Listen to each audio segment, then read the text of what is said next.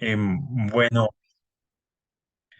pues mis hermanos, les comento una cosita rápida. Yo estoy vine a visitar a mi señor padre a un pueblo, entonces estoy conectado desde el celular. A veces la señal se corta un poquito, entonces si pierden algo, por favor me avisan, intento retomar o algo así, o si me desconecto, me avisan en dónde quedábamos o algo así.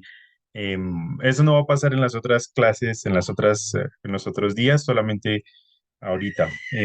Bueno, ahorita es cuando estoy de visita. Bueno, entonces voy a compartirle aquí la, la pantalla. Entonces, cuando empiece a compartir, voy a perder sus caras. Entonces, cualquier cosa también gritan, abren el micrófono, lo que sea, porque voy a dejar de verlos. Bueno, entonces, a ver si me acuerdo cómo es esto. Bueno, me confirman, por favor.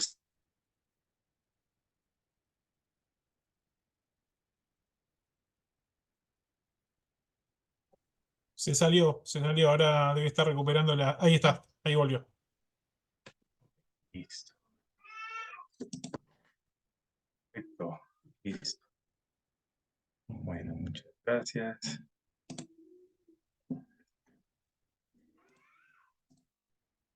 Bueno, voy a cambiar aquí primero la vista. Ah, perdón, el se indica.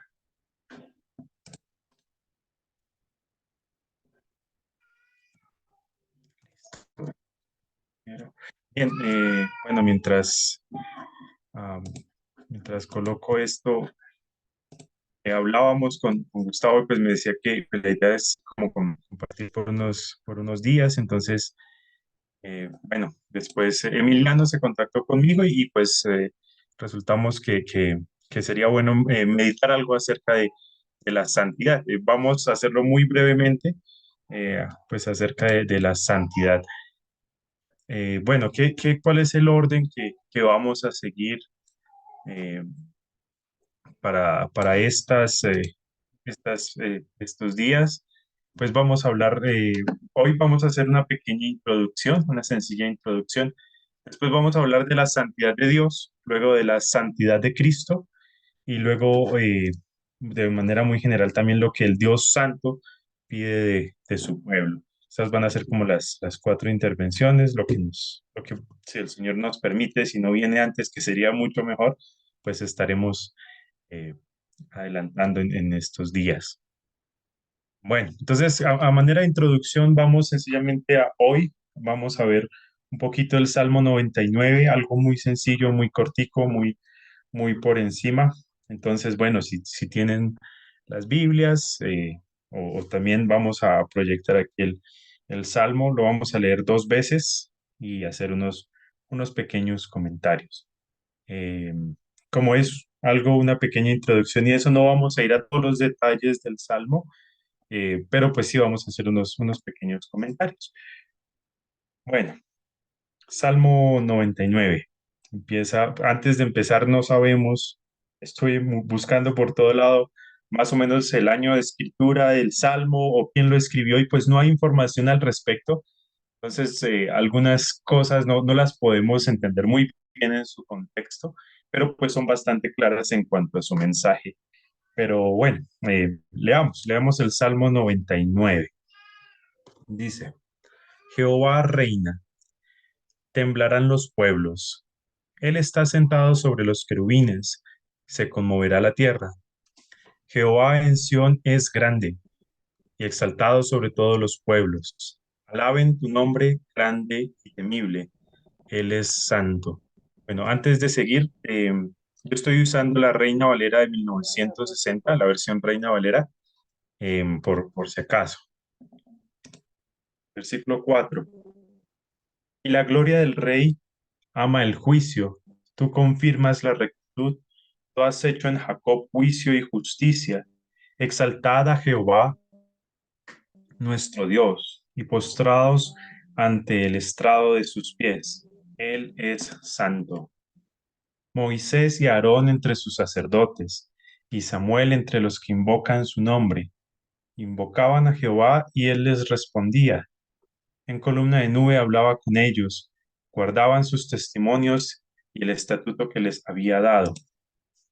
Jehová Dios nuestro, tú les respondías, les fuiste un Dios perdonador y retribuidor de sus obras. Saltad a Jehová nuestro Dios y postrados ante su santo monte, porque Jehová nuestro Dios es santo. Bueno, ahorita vamos a leerlo de nuevo y quiero que pensemos un poco en el estilo literario de los salmos. Pues este es un salmo, es una poesía. Y, y pues, ¿qué podemos esperar de una poesía o una canción o algo así, ¿no? Pues el equivalente a hoy sería como una canción, una poesía. Al principio teníamos unas canciones muy interesantes y pues uno que espera en canciones o en poesías, pues por ejemplo repeticiones, abundancia de sentimientos escritos, el uso de comparaciones y eso, ¿no? Entonces en este salmo pues están presentes precisamente porque es poesía, ¿no? Es muy diferente estudiar algo de poesía a estudiar quizás algo de como una carta ya más personal o algo así, ¿no? Debemos acercarnos al texto de una manera diferente.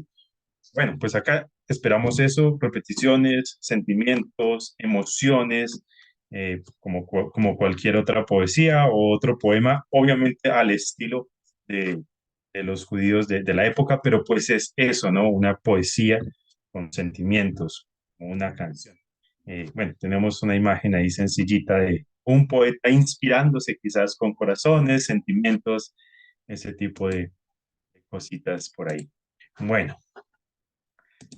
Entonces, vamos a usar un poquito la imaginación para leerlo otra vez.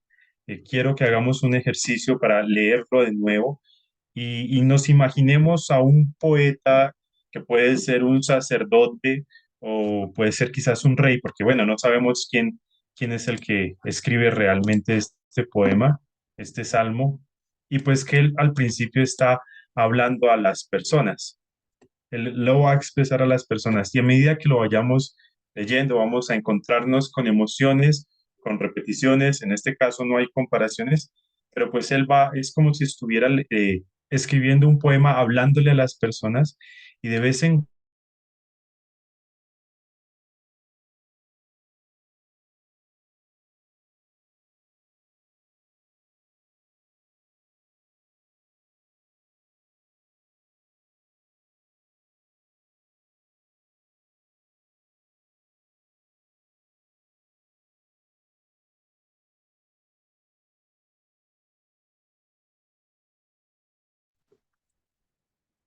creo que me desconecté un poquito, se me cayó la señal. ¿Ya me escuchan? ¿Ya me ven? Sí, sí, perfecto, ¿eh? Ok, perfecto, gracias. Bueno, listo. Bueno, entonces vamos a tener esa dinámica, es muy bueno hacerlo para leerlo otra vez. Y mientras vamos eh, desbaratando un poquito el Salmo, vamos a hacer unos pequeños comentarios a lo a lo que está en el Salmo. Entonces vamos a leerlo de nuevo, despacio, imaginándonos a este sacerdote o a este poeta, primero hablando a las personas y después haciendo un poco de interrupciones y haciendo pequeñas oraciones en medio. Salmo 99. Entonces, empezamos. El poeta empieza diciendo, Jehová reina, temblarán los pueblos, Él está sentado sobre los querubines, se conmoverá la tierra. Jehová es en Sión, es grande y exaltado sobre todos los pueblos. Alaben su nombre grande y temible. Él es santo. Él primero se dirige a las personas y empieza diciendo, Dios reina, ¿no? El Señor reina. La consecuencia de lo que dice cuando él se imagina que Dios está reinando, que Dios es es precisamente que los pueblos deben temblar. Esta palabra está escrita de una manera casi imperativa, temblarán. Deben temblar los pueblos, las personas, independientemente de dónde sean, de qué cultura, de qué país, de qué idioma, eh, deben temblar, deben, eh, sí, temblar delante de Dios porque Dios es el que reina. Y luego la segunda frase, tiene algo parecido a la primera, que es temblar. Dice, Él está sentado sobre los querubines, que es precisamente el lugar de mayor autoridad y de mayor honor en el templo de Israel para esa época. Aquí está el arca del pacto y pues tenía unos querubines y era el lugar que Dios había diseñado pues para dar a su pueblo una pequeña representación del trono de Dios. Y él, y dice, está sentado sobre los querubines, que era la parte de arriba del arca del pacto. Encima del propiciatorio estaban estos dos querubines, dos ángeles, donde dice que Dios se sentaba, ¿no?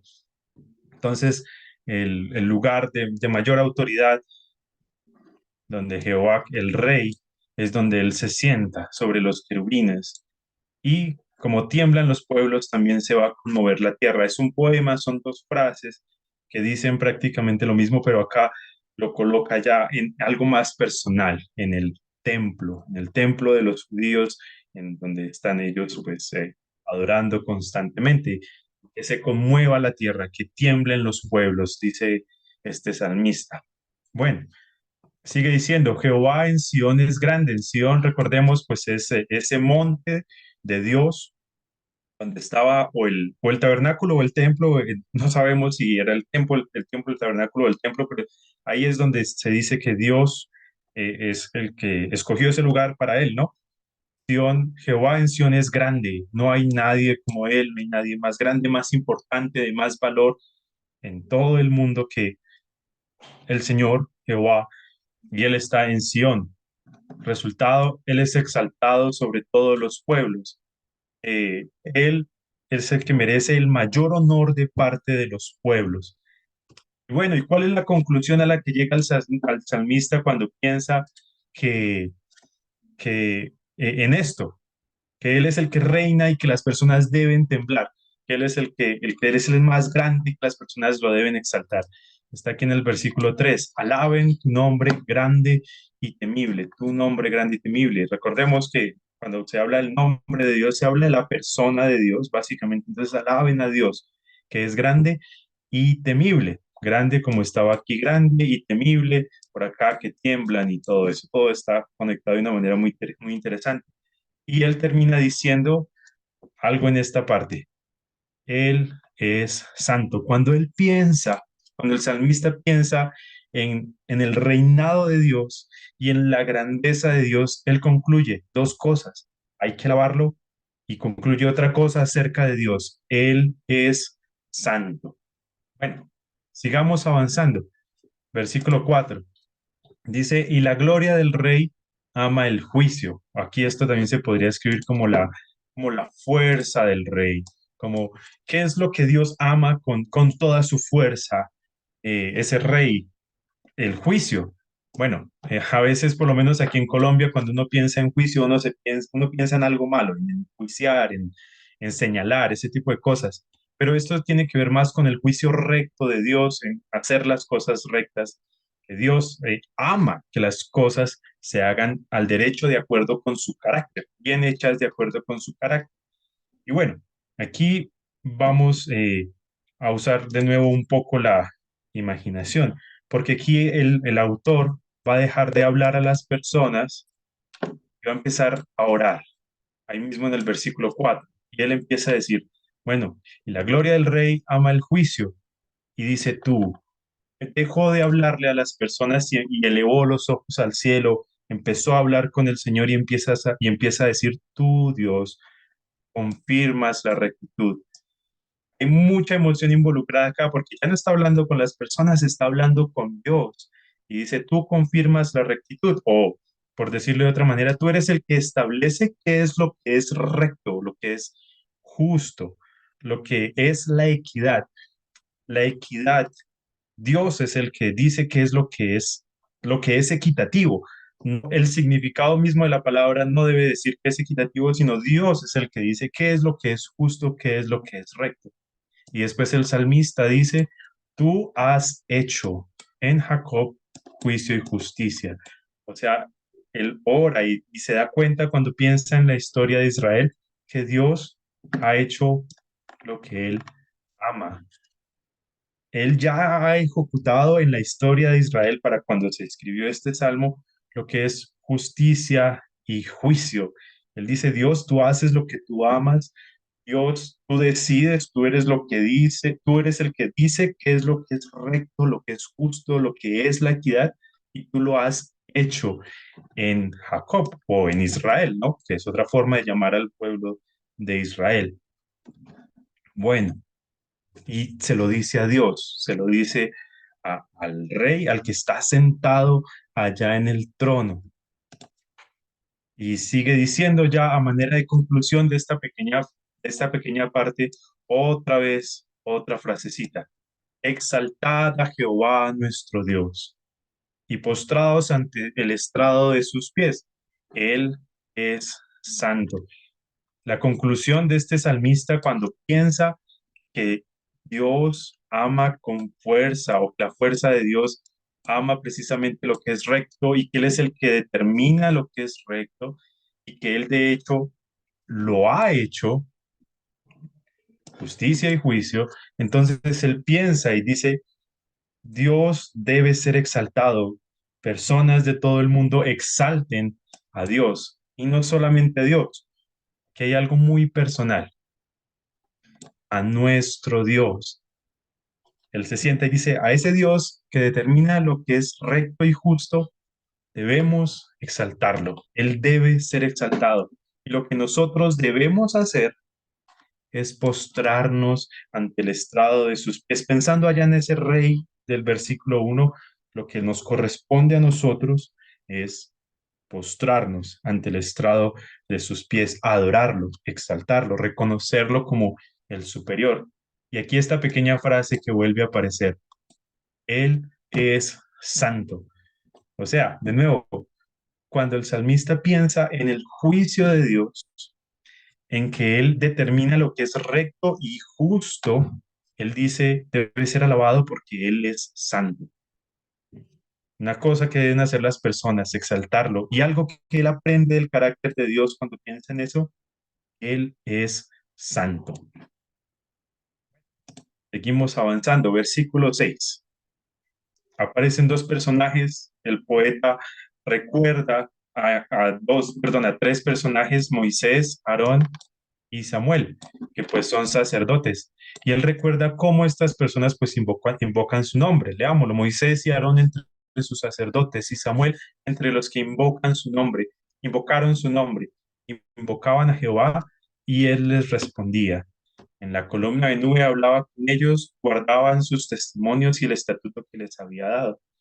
Esto es muy, muy interesante. Él está impresionado de algo acerca de Dios y es que precisamente él, Dios, responde. Él respondía. Él recuerda ya a Moisés y a Aarón en Éxodo, en Números, en Primera de Samuel a Samuel, cómo ellos buscaban a Dios, cómo ellos llamaban a Dios, invocaban su nombre o invocaban a Dios, que significa lo mismo. No estamos hablando de muchos detalles, pero invocaban a Dios, lo buscaban y algo pasaba, y es que Él les respondía. Y aprendemos también, y de hecho está en Éxodo, por ejemplo, Éxodo 36 si no me equivoco, 30 y, sí, 30 y algo por ahí, cómo Dios en una columna de nube hablaba con ellos, más que todo con Moisés, con Aarón también habló unas cuantas veces. Y él dice, wow, se impresiona por eso, está lleno, recordemos, está cargado de emociones y todo lo que le está diciendo ahí lo dice emocionado. Está impresionado porque es algo positivo, cómo es que Dios responde, les habla. De hecho, en Éxodo dice que Dios hablaba con Moisés cara a cara, ¿no? Y pues el resultado, ¿qué hacían ellos? Pues guardaban, atesoraban, seguían sus testimonios y pues los estatutos o los mandatos que él les había dado. Y bueno, aquí tenemos que usar la imaginación y verlo otra vez de nuevo para leer el versículo 8. El salmista va a dejar de nuevo de hablar a las personas, va a cerrar los ojos y va a orar otra vez. Y dice, Jehová Dios nuestro, muy personal. Tú les respondías, primero cuenta y recuerda que Dios les responde y ahora mira al cielo y dice, oh Dios, tú les respondías, está impresionadísimo. Y ahora recuerda dos cosas acerca de Dios. Cuando tú les respondías, les fuiste un Dios perdonador y retribuidor de sus obras. Él les perdonó sus pecados, obvio, pero también vengó o también ah, dio de acuerdo a lo que ellos hacían. Y esto habla mucho de la soberanía de Dios, porque pues el perdón está ligado a su misericordia y todo eso, pero también él retribuía sus obras, él vengaba a sus enemigos.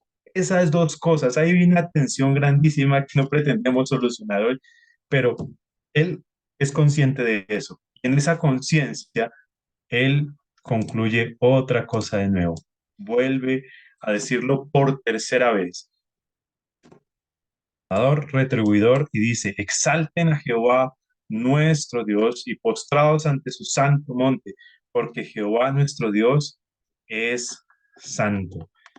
Recordamos en los versículos anteriores, el autor solamente decía Dios es santo, Él es santo, pero acá él termina en el último versículo diciendo Jehová nuestro Dios es santo, ya está involucrado completamente con Dios y dice Jehová nuestro Dios, colectivamente Jehová mi Dios, personalmente, Él es santo. ¿Y cuándo piensa en eso? Cuando él recuerda dos cositas, el perdón de Dios y la retribución de Dios, la retribución de Dios por el pecado. Él dice, Dios es santo y debemos exaltarlo y postrarnos ante su santo monte o hacia donde está Dios, básicamente. Hoy sabemos que Dios está en todo lugar, que Dios está en Cristo Jesús. Cristo Jesús es nuestro Dios y a Él le debemos todo honor, toda gloria y toda obediencia.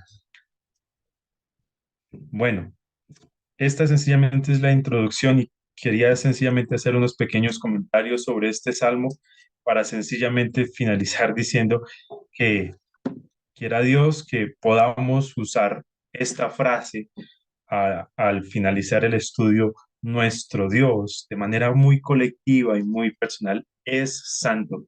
Entonces, exaltarlo, entonces adorarlo más, pues como Él se merece, como Él es.